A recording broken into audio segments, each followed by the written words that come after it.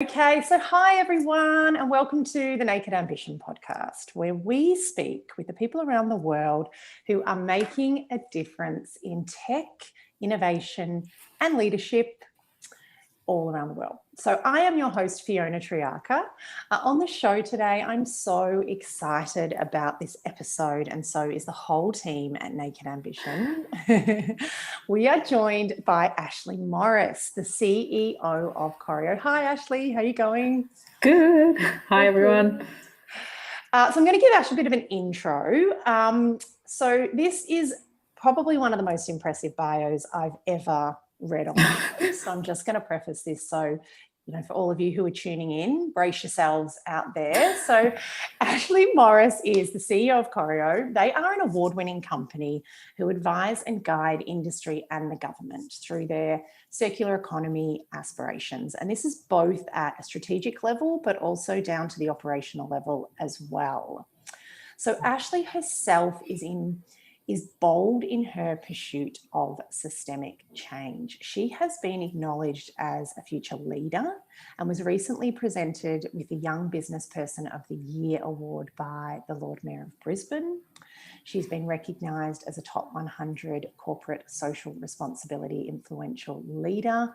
She's a Prime Minister's scholar, an Australian Asian emerging leader. She's an invitee to the 73rd United Nations General Assembly and an Alan MacArthur Foundation of the Circular Economy Champion, which is a title that's actually only granted to a handful of people worldwide. So congratulations on that.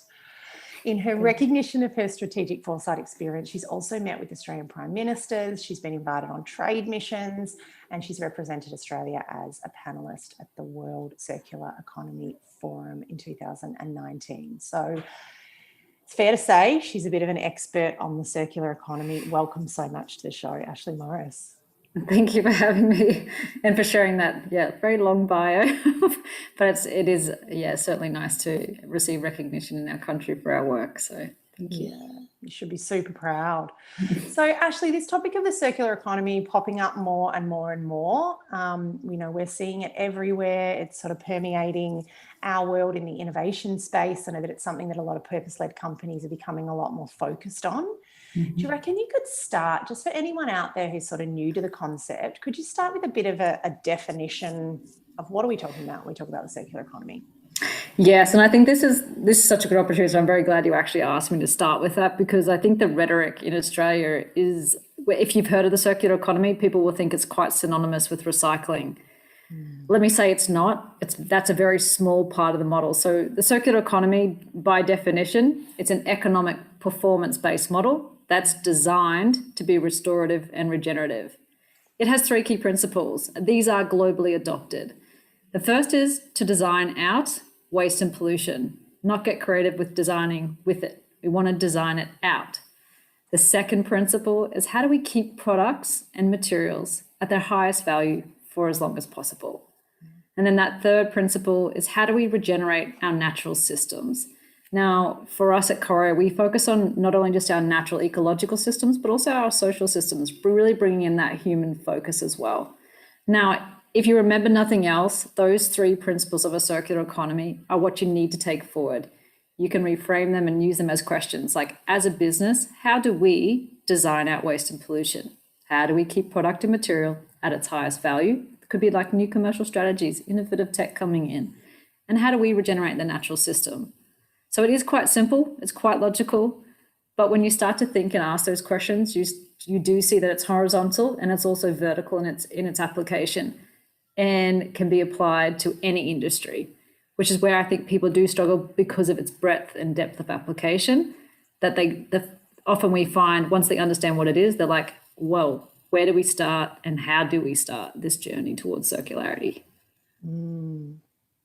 So good. And so good to kind of break down. It's a lot in there as well, because there is some complexity as well about what you're saying, presumably for organizations and that concept of application.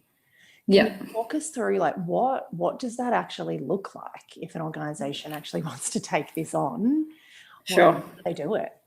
Sure. I'll give you two examples that, from when we started our journey as a company, which was 4 years ago. So I'll give you a really basic application of circular economy, and then I'll give you one that's much more systemic and on a global commodity. Love it. So 4 years ago, when we started our very aptly titled pilot project, the Circular Experiment, we were working on one city street with a group of small to medium-sized business. Now, there were 9 cafes on that street. Each were selling coffee grounds, or selling coffee that was then resulting in spent coffee grounds. That was typically going into the, your general waste yield and then into landfill. So for us, from a circular perspective, we're like, how do we capture that clean material, these spent coffee grounds, and find a higher value application? How could that actually regenerate our natural system, like our soils? So we looked for industries on the Sunshine Coast where this project was based. We identified a local farmer who was growing microherbs and flowers. She was already selling her produce to this particular street where those cafes were operating. And so we're like, great, there's a logistics network already set up. She's coming there twice weekly on her regular delivery run. So we're like, how do we actually then collect the coffee grounds? So we got secondhand plasterers buckets. We put them into each of those 9 cafes. They put their coffee grounds in there. The farmer collected it. She added it to her soil on her farm, reducing her cost of buying in any other organic matter to improve her soil. And then she sold additional microherbs and flowers into the street. It's a nice closed loop model of how do we capture what is considered a waste product out of one industry or set of businesses, have value added to it by going into soils to create produce that's then sold back in a different form, in this case, in microherbs and flowers. A nice, simple example that most businesses, if you're a retail or hospitality-based business, you could get involved in and do.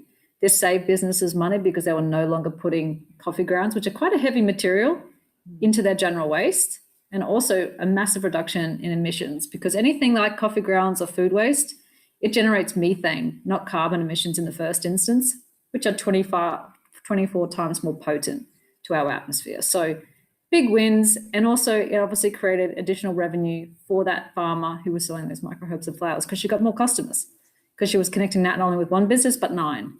So really simple, cost no one money, but save them money and created opportunity. So then I'd like to scale it up. We're 4 years into our journey and we're working with some of the world's largest companies, particularly some of our large mining sector clients, which you might be like, okay, what role do they have in a circular economy? They are classified typically as an extractive, very wasteful industry. And you would be right in that classification, but actually they're very much transforming to be more of a development industry and providing the materials we need to make transitions in our energy, like renewables, that use a huge amount of metals actually to create those technologies in the first place. So if we're working with one of the world's largest mining companies now, not only looking at their production, so how do they produce metal, but also the consumption of metal into the global marketplace. So typically mining is very wasteful, but what we looked to do was actually work with this company to help support them and bring in more innovative and circular approaches to developing a copper cathode, so the metal product, that had a very low carbon footprint and also didn't use any virgin content. So this copper actually is produced from 2 forms of mine waste, and it doesn't use any primary material, and it can clean up old and abandoned mine sites that are really hazardous because mining practices do produce something that's called tailings, which can be very risky if it's not managed safely. So this technology is quite remarkable in the sense that it produces a very high quality metal from waste only, and uses a lot of other byproducts from the mining industry to create this really low carbon copper. And so what we wanted to do then, if you were producing such an incredible product, how do we direct it in the supply chain so it can contribute additional benefits? So we directed it to other companies downstream, like those that are producing low carbon technologies, maybe an electric vehicle, maybe a wind turbine. And then once it goes into that product, we questioned, well, could we bring it back and leverage the infrastructure that some of these mining companies have and reprocess it, essentially creating a cyclical cycle for metal. Metal is a perfectly suited material for circular economy because it can be reprocessed infinitely with very, very small losses in the metal over time. So for us, it's about a more systemic entire supply chain focus on one particular global commodity that is set to exponentially grow. So you can see how there's applicability at the smallest scale for a material like coffee grounds through to something that's being primarily produced through major mining entities all around the world at the moment. How do you go articulating the value in that case? So in that example, particularly in that larger mining scalable example, because I can imagine, like even when you were speaking about the smaller one, I'm like, okay, so this is actually at the operational level, when you say that's what you do, this is going to be a whole supply chain challenge of where do we actually look for the opportunities in each step. So, throughout your journey over the last 4 years, are you seeing a shift in organisations' appetite for this? Is this something that now they're saying, we want this help, or is this you going, this is what you need to do? How does that? Yeah, is it a push or a pull? Yeah. I think so. When we started 4 years ago in this country, no one really knew what the circular economy was. Actually, there was probably only a handful of people that were using the terminology. But I would still say that the maturity in understanding the model wasn't there. And I mean, that was the catalyst for us to start that pilot project that I mentioned, that coffee ground example from. So when we were talking about it, we were talking into a vacuum. It was just like, hello, anyone care? Like circular you need what? To care. You should. Yeah, circular what? Campaign. But at the end of the day, I think we learned so much. People often say to us, how did you engage those businesses on the street? Gosh, did we learn about how to, listen and learn and then try to define what was in it for them. That is always the question that comes back to, what's in it for me? And I think to be able to answer that, you need to be able to listen to where the opportunities might be within that particular company, that particular street or the context. And you also need to, be very aware of what you think you could do and how does the circular economy tools, principles, business models enable you to present an opportunity to them to address that challenge. So I will say 2017, speaking into a vacuum, learned a lot through walking up to businesses, shaking their hand, kind of cold call, hey, we want to test this concept in practice. And we got such a cold engagement initially, and then it just grew and grew and grew and got up to 45 businesses out of the 56 in total that were on that street, which we're very proud about. But now fast forward to today, and I would say in the last 18 months, catalytic, enormous growth for the interest in the circular economy, not only here in our country, but internationally. Europe and the UK have been advanced in this space for a long time. So has China. They're a very intelligent economy in how they manage the stocks and flows of resources and materials. But I will say there's a pull. It's not a push at all. And it's coming from the boards. It's coming from the shareholders and executive teams. Now, people often say to us, are you engaged by sustainability departments? No, not often. We're engaged by corporate strategy, strategy, CSR. Business development. Yeah. But it's definitely not sitting in an environment portfolio, and it to be honest, it shouldn't. Yeah, it's an economic model that has benefit to the environment and society when designed right. And I think so on that basis, we have an opportunity to really design outcomes that are systemic because they're at the heart of how we operate and the considerations we make for our economy, people, and business. But I'm very, we've never had to push this agenda. We've been very fortunate in that we've grown by word of mouth, and we've never, say, been part of grant programs, or it's been word of mouth and it's been customers. And we often say you can't be in the green if you're in the red. And so, we've had a very incredible journey, and I think it's about transparency and honesty. You may not be able to answer every question, but you can present possibilities. So I think it's powerful, and I'm really excited to see the growth that's happening more broadly on circular economy at the moment. Yeah, so smart, and just also working side by side with people rather than you're trying to pretend that we've got all of these solutions, or even just like what I love, even hearing so much, like just hearing you speak about this in the brief time that we have, is also how tangible those outcomes are. It's not coming up with again, which I think sometimes in corporate social responsibility, it's a bit like we need to do this, or we have to do this, or it's about optics, or if it is in that area. Whereas these are things that we really want to do. That's the business benefit. It's highly strategic. It's a business model opportunity or even an innovation opportunity is another way to look at it. And then the benefits then there are some green benefits to it. And also being, partnering with mining companies rather than taking the stance of, I'm not going to go near it because I don't believe in what's happening there, but then I may be a beneficiary of some of the, the outputs of these organizations.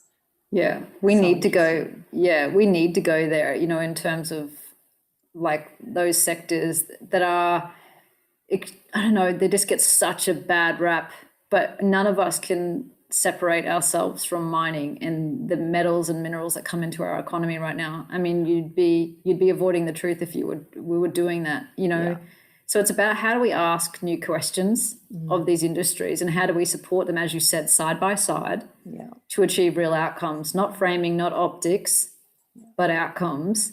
And by not promising that everything is possible, but rather exploring what is. And I think people also like say, what is your secret to success? But it's extremely based on soft skills, trust and rapport, which supports the ability to explore, what might be possible. And we use an economic model, which is the circular economy, and it's called Principles Supporting Business Models, as that toolkit for change. So, we have a model, we have a process, but then it all really comes back to human-centered relationships. And people are like, oh, I was hoping for like innovative tech and I'm like, that's a compliment. That's an enabler. It is really human-centered and soft skills driven, listening, learning, and then guiding, and just being honest in the transition. Yeah. Love hearing that. What's some of the untapped potential or the big opportunities that are getting you and the team excited at Corio around the circular economy? Well, again, I love the mining and resources sector just because of scale. I mean, I know there's a focus on, I love War on Waste. If anyone listening was, seen that series that came out a couple of years ago, that was so catalytic for change. And I know the executive producer, phenomenal program, but it brought light to things like coffee cups and the whole of Australia was like, wow, we've got to do something about coffee cups. And yes, we do. But when we start to look at the scale of some industries in comparison to coffee cups and the scale of the impact and the very real impact, for us, that's where there's an untapped opportunity is how do we allow everyday people to understand where our efforts are best placed? We can't do it all and we can't do it alone. And I think there's a lack of understanding more broadly on where are our priority areas to focus and how do we get behind making change and supporting those that are already in the arena and actually supporting that change, alongside these companies, and not greenwashing, but genuinely in there, again, with honesty and transparency about doing something. So mining and resources, totally untapped. I think a broader education on impact areas that we should be focusing on as citizens in Australia and abroad. But also I think if we had fantastic, and I'm going to be bold and say it, if we had a female leader as the head of our country, I think that would change the game. And I think seeing examples like Jacinda Ardern, the Prime Minister for New Zealand, I think what could happen for Australia if we had a similar leader with a similar ethos, we would just be completely different in our position, our strategic position, I will say, globally. And I think the value that each of us place on feeling like we're being heard, within our government. So they're the things I'm excited about, and I think it's possible. So hopefully we'll see some great leadership come through. Why do you think we need a female leader to propel some of this change that needs to happen through the circular economy? If you look globally, but even here in Australia, what we're seeing is most leaders that are really having successful systemic outcomes, because I think inherently women's style of leadership considers all aspects, social, economic, and environmental. Around the world, most of the circular economy agenda is being led by women. And again, new CEOs that are stepping in, there's actual really good statistics. I can't reference them and I won't because I'll probably butcher it. But they're really showing that a female-led style of leadership is producing outcomes very much aligned to the principles of circular economy or ESG or CSR, but are, you know, it's an inclusive journey towards, you know, a different way of operating. And I think that's the power that we could have, again, if we had a female leader. And also just think that relatability, it's no longer about an egocentric approach. It's about actually wanting to uplift the many and support and take people along a journey versus that when we talk about it, you know, when I say egocentric, it's quite a direct, this is what we shall do and this is the decision we have made, versus it being inclusive and celebrating diversity in a process towards, you know, better outcomes. So I just think, the way women lead is quite different, and the considerations we make in the way we lead. Or a feminine style, even maybe feminine style. Get a bloke to embody a little bit of the feminine style, or balance it up if we want to be diverse. I do know what I mean. Amazing. So tell us, you know, obviously Naked Ambition, we're all about design-led innovation here. You know, where do you think organizational innovation should be focused in this space, or even like what excites you? Not to go, like, it doesn't have to be down the kind of tech road necessarily, but is there anything that's sort of emerging and possibilities when it comes to innovation and the circular economy that you see? Yeah, absolutely. I think, you know, the core principle again for a circular economy, you know, it's designed to be restorative and regenerative. And when we talk about design being so fundamental, you know, that again, you know, no one entity, no prime minister alone, or no one, you know, major, you know, monopoly company can do this. Like, so we need so many people to embody a philosophy of innovation, you know, within their companies. So I think what excites me is that we're seeing a lot more processes being established internally that enable teams, you know, from an operational level to bring an idea forward that has a pathway through to implementation, or a pathway through to an executive decision to be made, whether they're going to take that forward. And I think previous to that, you know, innovation sat as maybe a thing that needs to happen inside of a lab, whether that's a lab like a science-based lab, or whether it was a lab for an ideation process, you know, something that's external to the company, not core process. So that excites me because I think we're seeing it in local governments, we're seeing it at all scales of business, which is we need an innovation process that supports and gives home to ideas that we generate internally based off the intelligence we know about how we operate today and what we could do differently, just creating space for it and pathways forward for it. So that's the good outcomes, and we absolutely need it because we need design thinking at the heart of this. It's not, when you're trying to change this economic model from linear to circular, that is a hard task. I mean, and a good analogy is often it's a fast moving train. How do you step off that train without breaking every bone in your body? And that, you know, and it's very real because the flow is so linear. The flow of materials, the flow of money in our system is very entrenched. Yeah.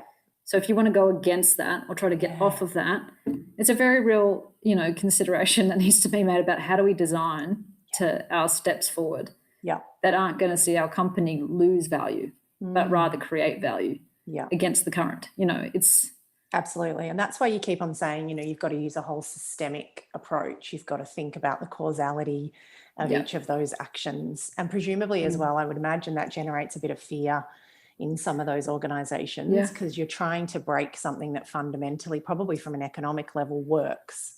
You know, especially when you're looking at a supply chain that may have been established for the last 50 years. I don't know, something similar. Yeah, or longer. You know? I mean, longer. These mining companies are now they've got to be brave enough to challenge that, which is pretty. Yeah. But I think you need a healthy level of fear though, as long as it's a healthy type of fear. Yeah. Because it generally means you care. You're paying attention. You're in the journey. You know, you're like, buckle in, here we go. You know, there's an intention behind it. So I think, you know, fear can actually be a really good thing. And, you know, why wouldn't you have a little bit of that? Because it's a very big and powerful step in a different direction that you should be taking and you need to take. But it doesn't discredit the fact that, you know, it could be scary and it can change quite a lot of things and a lot of outcomes for companies. So, yeah, I think as long as it's healthy and managed and there's clarity in where you're going and why, your purpose of doing it is clear. You know, that can aid that fear. Yeah, propel you. Like you said, it's a bit of a catalyst. So staying on that topic of fear, but from a personal perspective, like what are some of the biggest challenges? What are the things you as a team are throwing around going, oh, this is something we're a bit concerned about, or this is a big challenge that we've got to overcome? I think for anyone in my space, so I'm an environmental scientist by qualification. And I think if you look at our ticking time frame for addressing climate related emissions, global warming, you go, okay, we've got, under 10 years, and then you think about the interventions that are being made, whilst good, there's a very real concern about, are we going to really get ahead of this? And are we really going to get our temperature down in time before we start collectively feeling the consequences of our economic model and its externalities, which is climate, which is modern slavery, which is enormous amounts of waste, and I have a healthy fear around that, but I use it as a motivator. It's not disabling me, nor is it taking away the hope that I still hold, but it is a very real thing that I'm cognizant of, you could say. But also I think just on challenges as a company, we want to just do more every day. And, we each get 24 hours, and I believe in the power of the individual. I believe in the power of the collective equally. And I think as a small company, we've kept ourselves deliberately small, focusing on quality over quantity, but there is this, I think for anyone that runs a small but impact-led or purpose-driven business, there's this friction of like, I want to take on everything and I want to realize every opportunity, but we need to always focus on outcomes and knowing when you want to achieve the best outcomes, you need to focus on quality, not quantity. So I think there's that friction internally, just on a personal journey, running this company alongside my sister with what is a powerful team of 7 phenomenal women. But, a very real, like, okay, what is our future trajectory? Where are we best placed? And what does growth look like for us in the work that we do? And we've collectively decided to really just focus, again, quality over quantity, and grow sustainably. But we know where we're best placed. We know what the biggest value we can contribute is, and they're healthy questions to ask. But I think that is a really real challenge, and it's not one we face alone. So many other industries are in the same boat as us. Absolutely. And especially when you are genuinely taking that human-centered, design-led approach that you're talking about. Sometimes you don't know how big this thing is going to be, or the direction that it's going to go in. You're not rocking out with your kind of carbon copy process, even though you may have your methodology and everything that, as you said, your toolkit and your business models that you fall back on. You are in the realm of the unknown and also the possibility, and trying to balance that in a big organization, I imagine. How do you quote for that? Let's explore possibilities. Let's quote for that. Like, how many hours? I mean, that's just like, but that's a real thing. There's, that's the honest and transparent journey. And I think it's, again, if you can have very real conversations with those people you're going on the journey with, these companies, which are really just led by people, you can have conversations about, hey, I don't know what that looks like, and set up models that financially support that type of approach, not fixed fee, not structured core deliverables, but allowing for innovation, allowing for possibility, an exploration and a journey towards something else. But we can't tell you what that is, that is a battle of our work, but a very real thing that, again, it's not just us in that challenge, but, it's good to talk about it though, because I don't think people talk about it enough. And we all just try to conform to boxes when it's like square peg, round hole. Yeah. Deal with that. And enormously dependent on the trust element that you just mentioned before, and those super strong relationships of a great internal sponsor or a stakeholder that really gets it and isn't just looking for a fast win to say this is a deliverable or this is my KPI or whatever. That's really, I imagine it's that career shift kind of moment for somebody that this is probably one of the biggest things they'll do. Yeah. And I think a lot of people feel like that. We, as a separate part of our company, we teach a masterclass on the circular economy, and terrifies us, but a lot of people actually quit their job after and they start a whole new chapter, or they found a new business. And I think it's because I think when people really grasp this concept, whether it's an internal project stakeholder for us, they really see what it could do and what it will mean if it's successful. And I think people holistically and wholeheartedly get behind it. And that's, really, really powerful, and that's a huge amount of trust that we place, in each other in that relationship, and making sure that, that we support the entire system change that needs to happen, plus the individual that's taking that very bold and ambitious step and being quite courageous, in all honesty. Yeah. That was actually a question I wanted to cover with you, for people who have tuned into this and are thinking, being curious about circular economy and maybe feel even a bit inspired about what you've just covered. I do. What is the role of the individual in an organization, or the possibility? I can even see, I think there's probably a few startup opportunities that are triggered, once people understand this, because a lot of innovation does come from the supply chain and looking at things you can do there. But what are the sort of things that you talk to people about in that masterclass, about the individual impact that you can have if you're in an organization? Yeah, I think in the masterclass, the first thing we like to teach people is, what is the economy? And because, we all talk about it, and it's this big thing that we feel separate to. We never talk about it as part of. So the first thing is, let's understand the problem.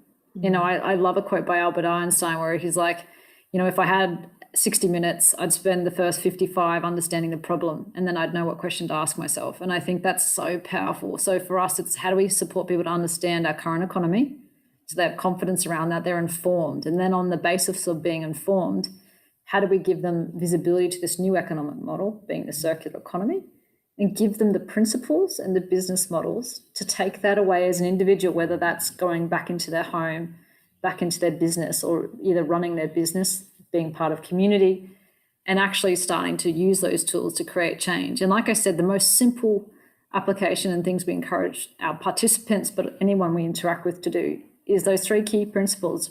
Frame them as a question. How can we design out waste and pollution? And what that can spark, whether you're taking that internally or into a supply chain, is phenomenal. For example, we're working with Hydro Tasmania, which is a large renewable energy generator and the largest, water body manager in Australia. They asked that question of their supply chain, and automatically they were able to design out waste. Just like that, by asking them, is that possible? How can we design it? Like, we could use reusable crates for all of your deliveries. They're like, wow, okay. Instead of actually thinking about how do we better manage and get outcomes from recycling, they don't have to even think about recycling anymore, and they're saving money and doing better by the environment, and they have a stronger customer relationship with their supplier. Yeah. Simple way to use those principles and questions as an individual to do something meaningful and affect change. Solve the right problem before you solve the problem right. That's what I talk about in design thinking. That's very good. That's exactly what you're doing there. Yeah, so interesting. Yeah.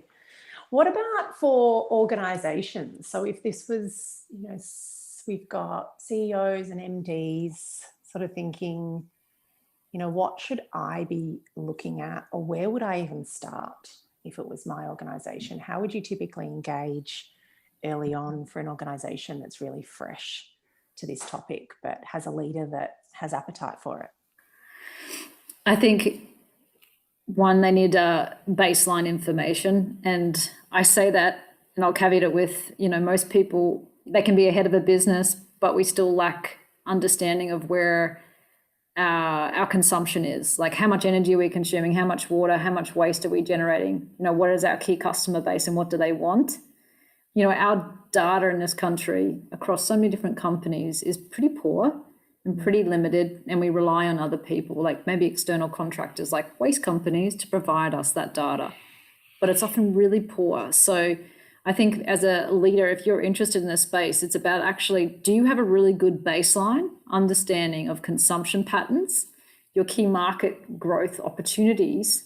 And then I would start to overlay that with the circular economy principles and business models again, and start to see, hey, can we design out some of our problems here? Could we increase market growth over there by a new commercial strategy or a strategic partnership with a very values-aligned customer? Can we pioneer, a new product together, or a new service as related to our product? there's so much possibility in this, but I think it needs to always be grounded in a really good baseline or foundational understanding of your operation, your team, your market, your customer base, as well as in getting the tools to do something about it. But also speaking, I think one thing is I really want to encourage people, don't ever forget the finance element of this, because circular economy is not just about products and materials and managing the stocks and flows of those. Yeah. We need to think about finance and how it's the fuel of the linear, but it'll also be the fuel of the circular economy. So what are those new financial relationships and partnerships, or just better visibility to our shareholders that tells them this is a better way to operate and this is why? Again, that outcomes driven values, forward, or, creating approach that we need. We need that sector particularly to increase its maturity in regards to circular economy. Smart advice. I mean, it's not, this is what's interesting about it. I think it's probably reframed how people, even just hearing that, may think about when is the right time for them to do it, because what you're asking people to do there is unpacking the whole strategy. It's not just going, hey, this thing, circular economy is cool, this is going to be great, if we start doing that, I'm going to put Sally on the case. It's actually like poor Sally. Seriously. But it is going to be presumably it's very much aligned with innovation strategy as well. Like it needs to go lockstep with you wanting to question everything. Where are we actually going? What does that future look like? What are the possibilities? What are those market opportunities? What's underutilized? Exactly. But you just have to start somewhere. Yeah. They just have to start somewhere. Again, we are talking core strategy, core business. Yeah. But, just get started. The biggest thing around circular economy is if you actually don't action it, you get no value from it. You can talk about it all you want till you're blue in the face. The value will come from its implementation, truly. Education really matters, but so does the practice of putting it into action. So we need both. Yeah. And so I think just encouraging business leaders to get started is fundamental here. And even using your sort of startup, that localized first case study that you gave, but thinking about that at a micro level inside an organization could be a starting point. It's just, got a few people running these projects, put this lens on it, give it a go, start to look at how it could be adapted for our organization. And cool. So tell us a little bit about, let's project us into the future a bit. I mean, we've talked about, where you were 2017 as an organization, then sort of where you are now. Maybe from, even from just maybe a more societal view of like, where do you want to see us when it comes to circular economy in the next 10 years? You could take this for Australia, we could take this globally, big question, but like, what's Ashley's grand vision for where we really need things to go? Well, it would be really nice, as a part of that grand vision, to have our economy be considered circular, which means we're managing the stocks and flows in Australia, but also those that we export, understanding where they're going, the value they're generating, and who's getting the value, financially, environmentally, and socially. Right now, we don't have that visibility, and, the economy's gotten so big and complex and, overdrawn that, we're really lacking a tangible understanding of what we're contributing, what our impact is, etc. So I think when we can actually look at our economy and say, we know where those flows are going, the value they're generating, and to whom, that will be a very powerful future for us, because then we can actually make strategic direction on do we need to change something in relation to that, because our linear economy right now benefits the 1% and not the 99. That's its default. And that, and that for all of the value fiscally or financially that's generated, only going to 1%, but the negative externalities, again, modern slavery, climate or global warming, waste, being felt by all of us, but only 1% getting a financial value, that's not a good equation. So the future needs to be that we all get value and we design out those negative externalities. We need to make sure we have a system that's no longer extractive, but in which circulates value in every sense of the word. I mean, that's what looks, exciting in the future, if we can get there. Yeah. Who would you point to now? You mentioned China before, is actually making great ground when it comes to circular economy. Who else do you look to in terms of other geographies that are paving the way, I guess, for this? Finland. Yeah. Finland, again, great leadership by women, but no, not just women. but yeah, Finland, the UK, Scotland, the Netherlands, they have a commitment as a country. This is the Netherlands, to be 100% circular.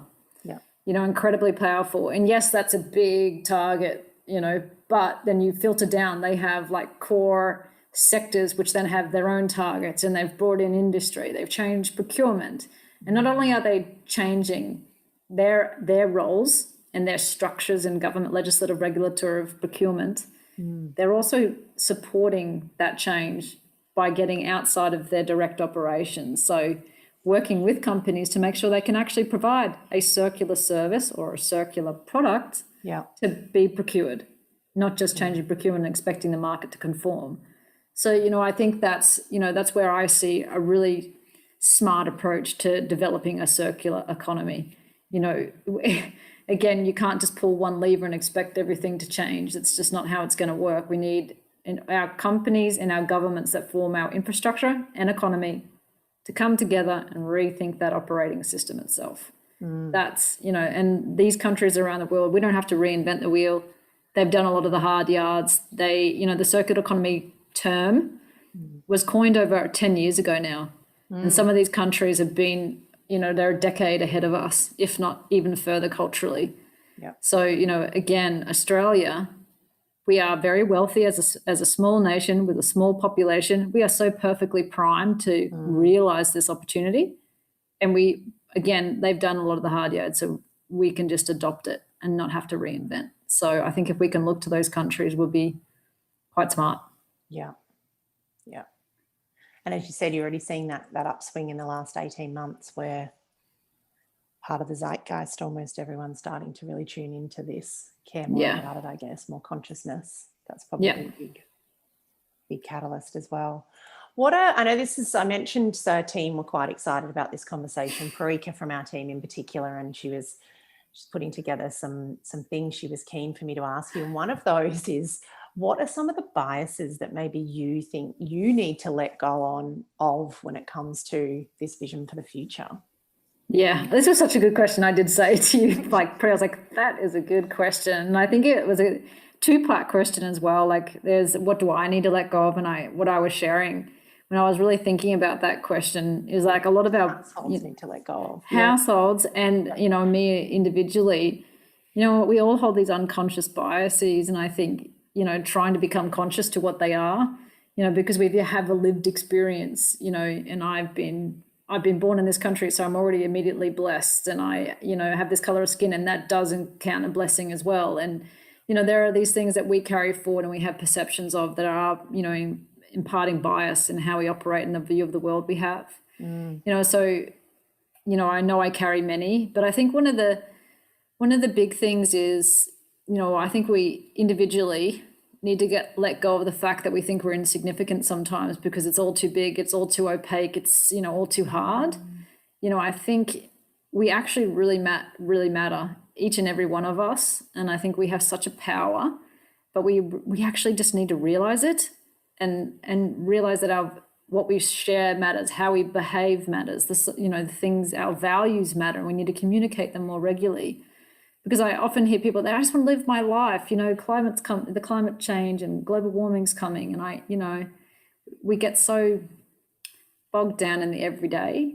And then, we feel like if we just put things in the right bin, that it's insignificant, and we lack trust in the system. Yeah.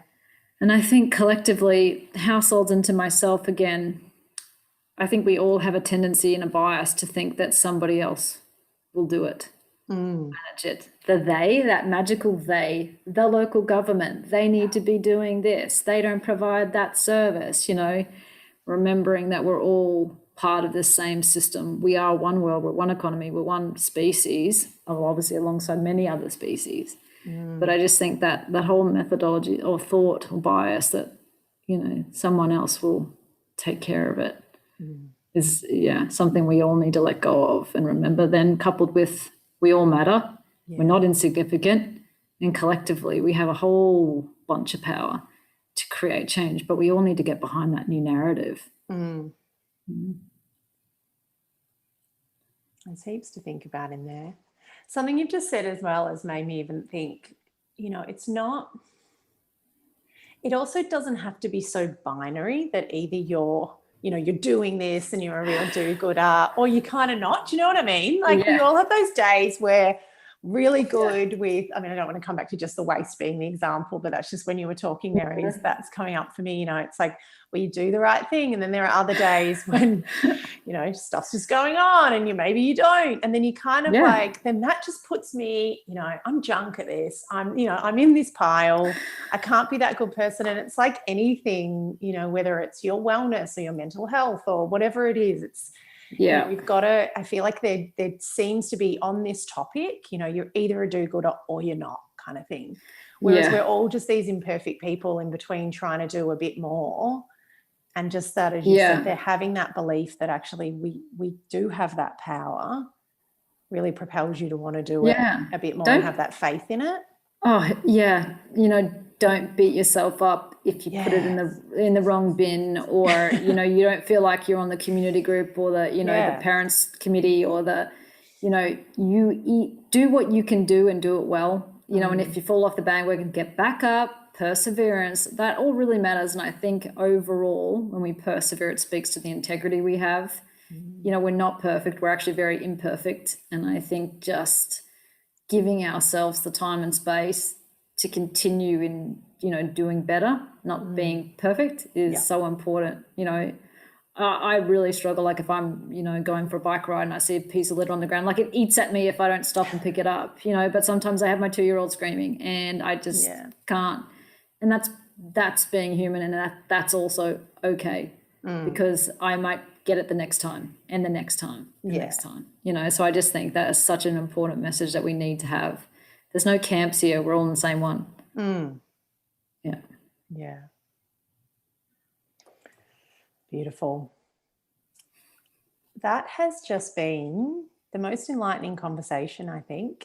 Just even in that, just for me, like so many kind of dots joined and connections. So thank you so much for going really deep in parts, Ashley, as well, but also just giving us I think a really great summary of what this all means, what that possibility is, and even the role we can play as individuals.